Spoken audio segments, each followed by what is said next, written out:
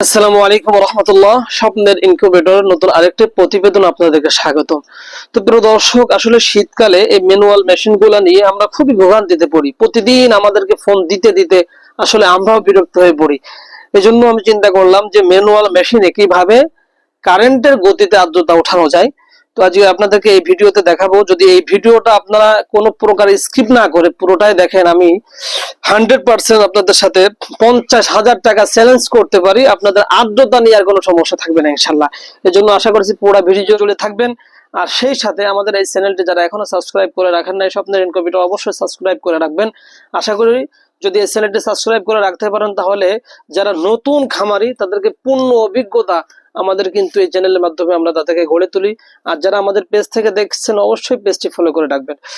তো প্রিয় দর্শক, চলুন আমরা প্রথমে আর্দ্রতার বিষয়ে যদি কথা বলতে যাই, তাহলে আর্দ্রতা মিটারটা আপনাদেরকে একটু দেখাতে হবে। দেখুন এখানে দেখা যাচ্ছে কিন্তু এখন 42, অথচ 1 থেকে 18 দিন পর্যন্ত রাখতে হয় হচ্ছে 50 প্লাস।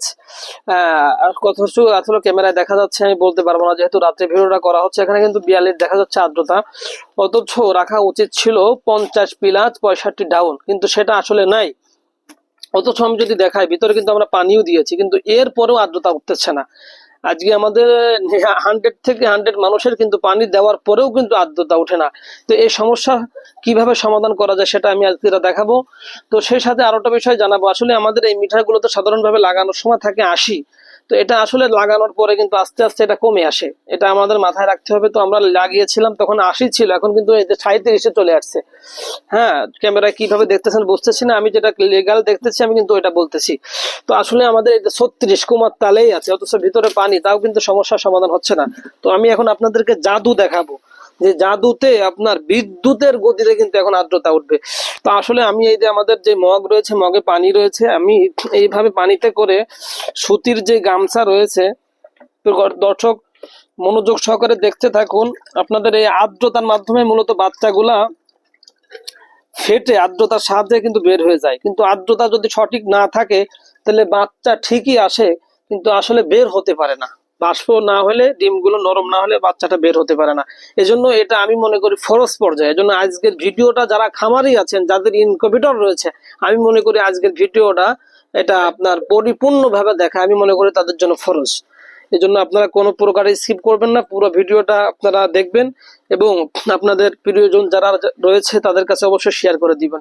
তো এখানে 36 হয়েছে, এখন কারেন্টের গতিতে ইনশাল্লাহ আপনার আর্দ্রতা বেড়ে যাবে। দেখুন এটা আমরা দিতে বলি, অনেক সময় প্র্যাকটিক্যাল না দেখালে আসলে বোঝা যায় না। এই যে দেখুন, এইভাবে আপনারা দিয়ে দিবেন।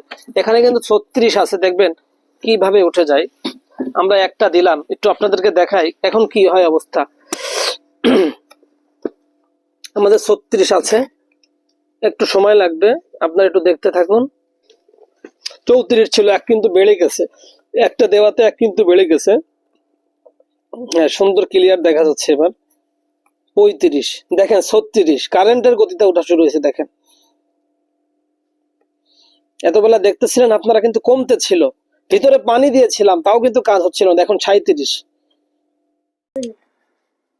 তো প্রিয় দর্শক, আপনাদেরকে আমি দেখাচ্ছিলাম যে আসলে কিভাবে বাড়তেছে, ম্যাজিকটা কিভাবে হচ্ছে। আমরা 1 ঘন্টা পরে দেখি আসলে 35 থেকে বাড়তে বাড়তে কোন পর্যন্ত গিয়ে পৌঁছেছে। যদি আপনাদেরকে একটু দেখাই, এই দেখুন 91 পর্যন্ত চলে গিয়েছে, দেখুন 92 উঠে গেছে। এইভাবে কিন্তু বাড়তেছে। তো এইভাবেই কিন্তু আপনার 91 থেকে 92, অর্থাৎ এইভাবে আপনি ইচ্ছা মতন কিন্তু আপনি বাড়াতে পারবেন।